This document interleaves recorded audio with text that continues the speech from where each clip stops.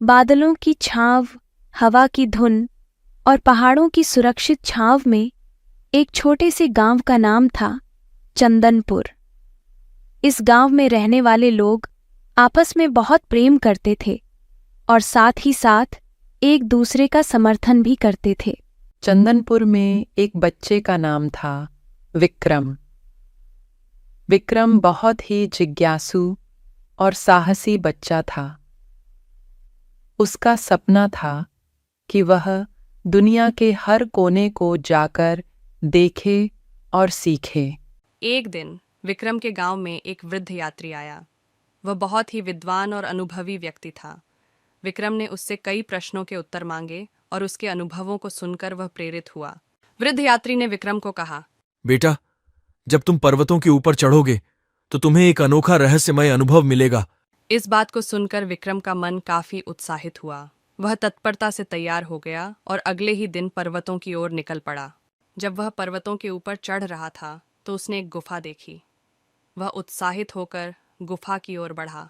गुफा के अंदर जाते ही विक्रम को वहां कुछ अजीब सा महसूस हुआ।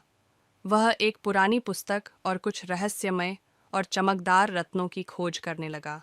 जब वह एक पुरानी पुस्तक को छूने लगा तो गुफा का दरवाजा अचानक बंद हो गया। विक्रम ने डर के साथ सामना किया और उसने उस पुरानी पुस्तक को देखने का निर्णय किया। पुस्तक के पन्नों में एक छोटी सी चाबी थी जो एक रहस्यमय दरवाजे को खोलने के लिए थी। धीरे धीरे विक्रम ने दरवाजा खोलने के लिए चाबी का उपयोग किया। गुफा के अंदर वह एक अद्भुत दुनिया की तरफ बढ़ा। वहां पर उसे अद्भुत और चमकदार रत्नों का भंडार मिला। जब वह रत्नों को देखने के लिए बड़े उत्साह से आगे बढ़ा तो एक चमत्कारिक घटना हुई। रत्नों की चमक अचानक बढ़ गई और वे खुद बढ़ने लगे। विक्रम ने हैरानी से उनकी ओर देखा और उन्हें देखते ही खुद को एक नई दुनिया में पहुंचा महसूस किया। बस तभी वहां से आवाज आई, यह अनमोल रत्न सिर्फ वहीं के लिए हैं जो निस्वार्थ हो। विक्रम ने आवाज को सुना और समझा कि अमूर्त धन अच्छाई और निस्वार्थ की प्रतीक है। इस अनुभव के बाद विक्रम ने गांव लौटकर लोगों को अपने अनुभवों की कहानी सुनाई। उसने सिखाया कि अच्छाई और निस्वार्थता ही असली धन है।